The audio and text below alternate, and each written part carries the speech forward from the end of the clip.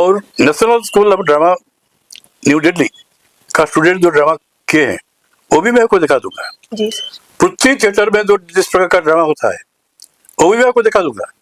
और आप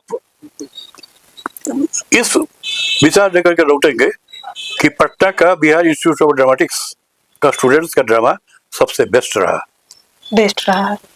और उस ड्रामा का डायरेक्टर स्टूडेंट्स होते हैं। जी सर।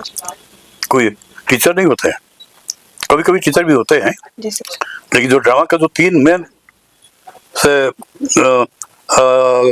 आर्टिस्ट रहते हैं, डायरेक्टर, असिस्टेंट डायरेक्टर और स्टेज मैनेजर, तीनों स्टूडेंट्स रहते हैं। क्या बात है सर।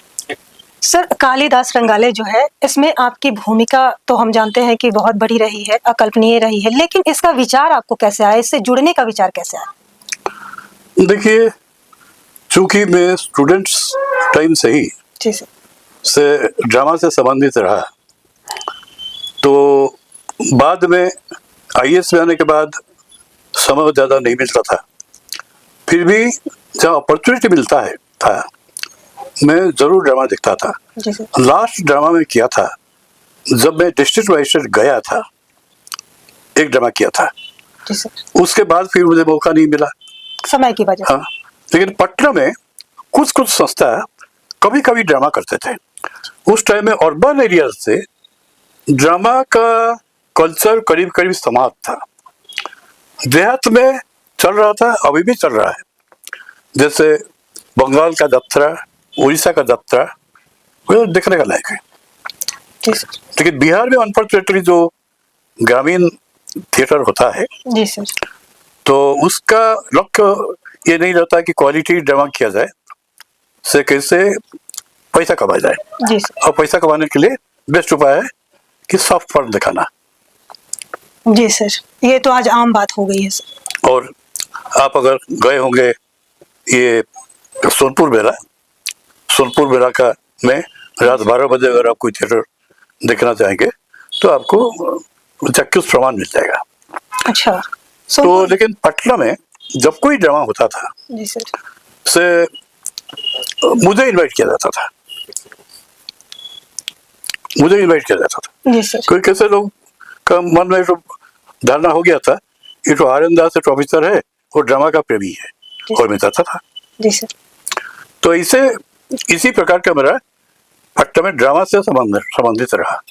जैसे सेंट माइकल स्कूल में बच्चे लोग ड्रामा करते थे, मैं उसका पेरेंट टीचर एसोसिएशन का चेयरमैन था, मुझे इन्विटेशन मिलता था, सेंट माइकल स्कूल में मैं जाता था सर। तो इस प्रकार का कोई स्कूल में इन्विटेशन मिलता था, मैं जाता था। तो कुछ संस्था ड्रामा करते थे दूसरे जगह पर, रविंद्र भवन में, जैसे रविंद्र प्रसाद का जो रविंद्र भवन है, बिल्कुल, तो इसका मालिक है रविंद्र प्रसाद ट्रस्ट। जी सर।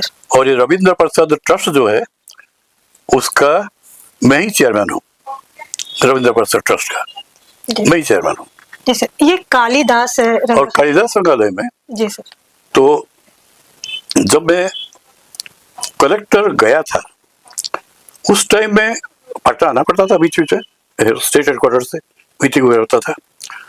वहां से अनिल कुमार मुखर्जी एक बंगाली फ्रीडम फाइटर थे, तो हजारीबाग जेल में जब वो बंद थे, वो अपने एक ड्रामाटिस्ट थे, तो उनका मन में ये उदय हुआ कि अर्बन एरियाज में स्पेशली पटना में ड्रामा करीब करीब खत्म है।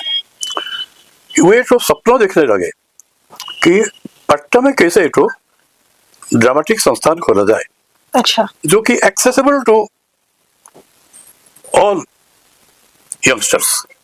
तो उसके लिए रेट कम होना चाहिए। बिल्कुल।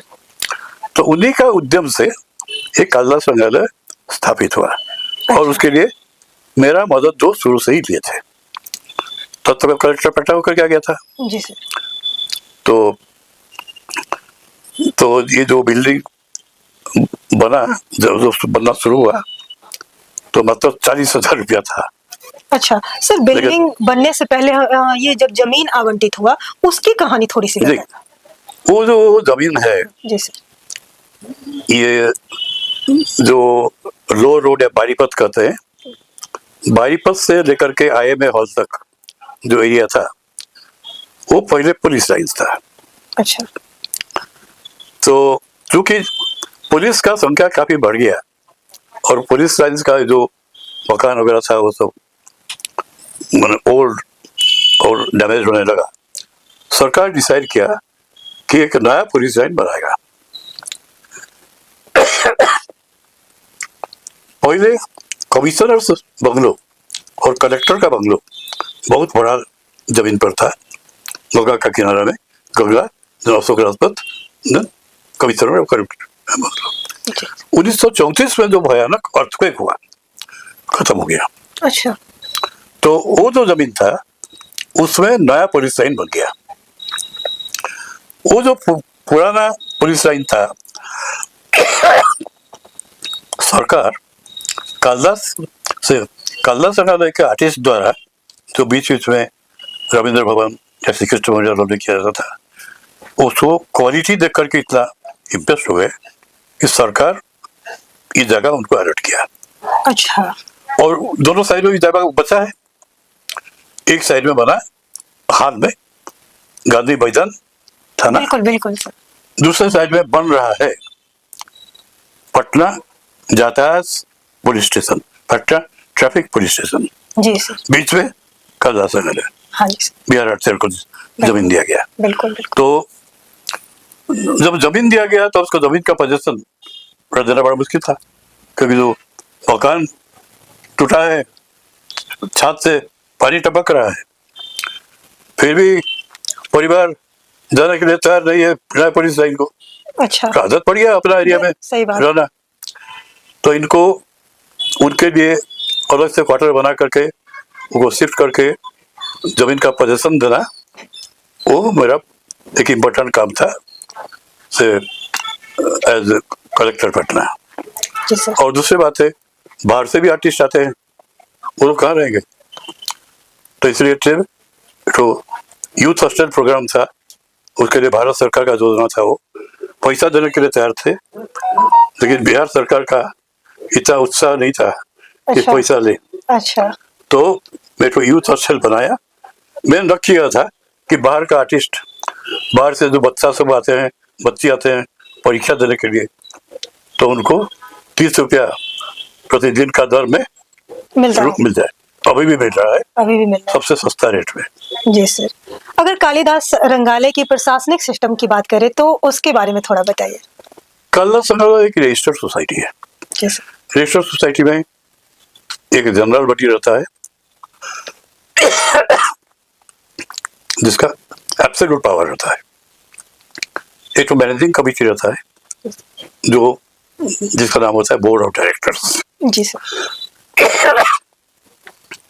बोर्ड ऑफ डायरेक्टर्स को हेड करते हैं chairman, there will be secretary, जी sir. May be from vice chairman also, and some limited members. बिल्कुल बिल्कुल। तो ये यूजुअली जो इम्पोर्टेंट पॉलिसी डिसीजंस है वो बोर्ड ऑफ डायरेक्टर डिसाइड करते हैं, और बाकी डे टू डे काम तो सेक्रेटरी और चेयरमैन करते हैं। तो हम लोग का एक जैसे क्या बोलेंगे कि एक संतुष्टि की बात है जी। कि बिहार आर्ट थिएटर से का 80 साल हो गया। इस 80 साल में एक भी अघटन नहीं हुई है। अच्छा। अभी भी रात 8-9 बजे तक जी सर। लड़का लड़की, लेडी आर्टिस्ट, गर्ल स्टूडेंट्स निर्भीक ढंग से वहां घूमते रहते हैं। क्या बात है। एक भी इंसिडेंट नहीं हुआ। ये बहुत बड़ी बात है। सर, प्रशिक्षण की अगर बात करें तो कालिदास रंगालय में प्रशिक्षण का क्या सिस्टम है? वेल, कालिदास संग्रहालय का मैं जैसे बताया एक ट्रेनिंग विंग है, बिहार नाट्यकला प्रशिक्षण है। जी सर। ये जो ट्रेनिंग विंग है, इंग्लिश नाम है बिहार इंस्टीट्यूट ऑफ ड्रामेटिक्स। हर प्रकार का छात्र आते हैं, हर प्रकार का छात्र निकलते हैं। जी। तो वो आजकल जी। अधिकांश छात्र चाहते हैं तो सर्टिफिकेट। हाँ, सही बात है। लेकिन उसमें से बहुत छात्र बहुत अच्छा काम किए। एक छात्री का सिलेक्शन हुआ दूरदर्शन में, वो रिटायर की as a director of Chennai Doordarshan Kendra. ये हमारा स्टूडेंट थी।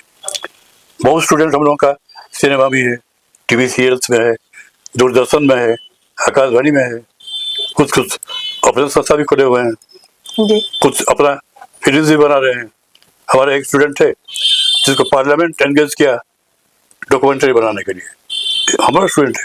बहुत बड़ी बात है सर। तो प्रशिक्षण ये- प्रक्रिया अभी ये भी वही डिपेंड करता है स्टूडेंट्स का इच्छा और स्टूडेंट्स का नियत पर। स्टूडेंट अगर सोचता है कि हमको इसलिए सर्टिफिकेट चाहिए तो सरकारी नौकरी मिल जाए as a drama teacher in school, बिल्कुल, तो आज के युवा तो वही सोचते हैं। ये उद्देश्य नहीं है। ये उद्देश्य नहीं है। तो प्रक्रिया जो पहले थी आज भी वही है, प्रशिक्षण वहाँ नहीं, वो बदलता रहता है। बदलता जैसे पहले सिनेमा और थिएटर के साथ संबंध बहुत कम था, लेकिन अभी संबंध बढ़ते जा रहा है। पहले सिनेमा ड्रामा से सीखता था। सिनेमा का जो एक्टर्स होते थे, जी फारसी ड्रामा, फारसी डायलॉग्स, उससे वो प्रेरित होते थे। थिएटर का कायल तो सिनेमा आज भी है। हाँ, तो सिनेमा थिएटर का ऊपर ही निर्भर करता था पहले। अभी क्या हो रहा है, उल्टा हो गया। कोई थिएटर सिनेमा पर निर्भर करता है। जिस- जैसे आजकल जो थिएटर का सीन है, लाइटिंग है, सब सिनेमा से लिया जाता है। बिल्कुल सर। और थिएटर का जो साउंड प्रोसेस में है, जैसे सिनेमा में से 3 प्रकार का साउंड रिकॉर्डिंग होता है। एक है प्री सिंक्रोनाइज्ड, मतलब फिल्मिंग का पहले लिया गया। मोस्टली 2 प्रकार का होता है। एक है गाना, जो गाना बजता रहेगा तदनुसार डांसर अपना लिप्स को पिंक करके नाचते रहेगी, हाँ प्री सिंक्रोनाइज। दूसरे सिचुएशन है कि इसमें मॉब का जरूरत पड़ता है। जैसे क्रिकेट का ड्रामा चल रहा है, चक दे इंडिया, चक दे, ये सर। ये रेडियो स्टेशन का जरूरत पड़ता है। इतना साउंड है, प्री सिंक्रोनाइज करना संभव नहीं है। नहीं ये सब सिंक्रोनाइज होता है। ये उस टाइम में रियलिटी को रखा जाता है रिकॉर्ड करके। और पोस्ट सिंक्रोनाइज है डबिंग। तो ड्रामा में तो डबिंग का सवाल ही नहीं है। ड्रामा तो एक ही बार के लिए है ना, रिपीट देखने का बात तो नहीं है। नहीं है, बिल्कुल सर। लेकिन जो प्री सिंक्रोनाइज और सिंक्रोनाइज बना, ये ड्रामा सीखा है ये सिनेमा से। अच्छा इस प्रकार का एक बैक प्रोजेक्शन होता है जी सर। कि सिनेमा में होता है। सिनेमा में जैसे आप देखेंगे कि एक प्रेमी जुगल एक जलप्रपात से जंप कर रहे हैं नीचे। अब देखोगे धूम 2 या धूम 3 में था अभिषेक, वो ये कोई आसमान से हवाई हेलीकॉप्टर जहाज से पर जी उतर सर, रहा जी सर। है। ये सब सचमुच आसमान से नहीं होता है, ये तो स्टूडियो का भीतर होता है। बिल्कुल बिल्कुल सर। पीछे तो ग्रीन स्क्रीन टांग दिया जाता है। जी सर। वो एडिटर क्या करते हैं कि आसमान का सीन लेकर के या जलप्रपात का सीन लेकर के उसी पर ये सीन को सुपर इम्पोज कर देते हैं और ग्रीन स्क्रीन को हटा देते हैं। बिल्कुल सर। तब पता चलता है कि वो सचमुच वो जब कर रहे हैं जलप्रपात में ही। जी सर। सर अनिल कुमार मुखर्जी को आप आज के समय में कैसे याद करते हैं? अनिल दा तो फाउंडर है बिहार थिएटर का, तो हम लोग रेगुलरली उनका जयंती से को बनाते हैं 14 जनवरी को। जी सर। उन्हीं के लिखा हुआ ड्रामा को उस दिन मंचन करते हैं। अच्छा सर, यूनेस्को उनका- की अगर हम बात करें, यूनेस्को और कालिदास का एक समय जी। में बड़ा ही गहरा रिश्ता रहा था। अभी भी है। उसकी कहानी अभी भी जानना है। चाहें। अभी भी है। हाँ, यूनेस्को का जी सर। एक ड्रामा डिवीजन है, एग्जैक्टली नाम मैं भूल गया हूँ। उसका हेडक्वार्टर है पेरिस में। अच्छा उसका लोकल सेंटर्स बहुत कंट्रीज में है, कुछ कंट्री में 2-2, 3-3 सेंटर भी है। और बिहार थिएटर को उसका तो सेंटर बना गया।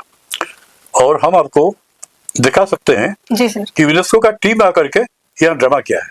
अच्छा और कभी फुर्सत होगा मैं आपको दिखाऊंगा जरूर जरूर। कि पटना वुमेन्स कॉलेज का मास कम्युनिकेशन का स्टूडेंट्स जिनको अपना फाइनल परीक्षा के लिए तो एक तो शॉर्ट फिल्म बनाना जरूरी पड़ता है। और शॉर्ट फिल्म। अच्छा और चूंकि वहाँ पर जो मास कम्युनिकेशन में सिनेमा पढ़ाने के लिए कोई आदमी पटना में नहीं था, तो वही लोग पटना यूनिवर्सिटी, हम लोग का सोसाइटी को रिक्वेस्ट किया, सीनियर सोसाइटी, जी तो हम जाकर के वहाँ पर क्लास लेते थे और सिनेमा का पेपर का मैं एक वक्त पेपर सेटर रहा कोई साल के लिए, एक वक्त पेपर एग्जामिनर रहा, एग्जामिनेशन पेपर का। तो हमारे सीनियर का मेंबर्स भाई वो कंडक्ट करते थे, तो लोग जानते थे कि आनंद दास साहब उनका टीचर थे पहले, और बाद में नहीं जा पाया इसलिए कि उम्र होते गया, और जो क्लास होता था वो उनका सेकंड फ्लोर में होता था, अच्छा और उनका सेकंड फ्लोर फर्स्ट फ्लोर में होता था, लेकिन उस टाइम का फर्स्ट फ्लोर मतलब अभी का थर्ड फ्लोर अच्छा संभव नहीं होता था, नहीं होता था। छोड़ दिया। लेकिन स्टूडेंट्स लोग का जानते थे आनंद दास साहब थे, मदद करते थे। तो मुझे आकर पहुंचे मेरे जी, पास जी 4 स्टूडेंट, अच्छा सर तो हमको बनाना है, हम चाहते हैं बिहार आर्ट थिएटर के बारे में बनाना। हम लोग मदद किए, बहुत अच्छा बना है। अच्छा जब आप फुर्सत होगा हम आपको दिखाएंगे, जरूर आप खुश हो जाएंगे। बिल्कुल सर, हम तो आपसे बात करके भी बहुत खुश हैं।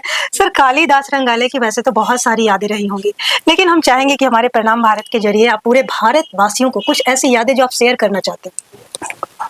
मैं केवल यही बोलना चाहूंगा कि से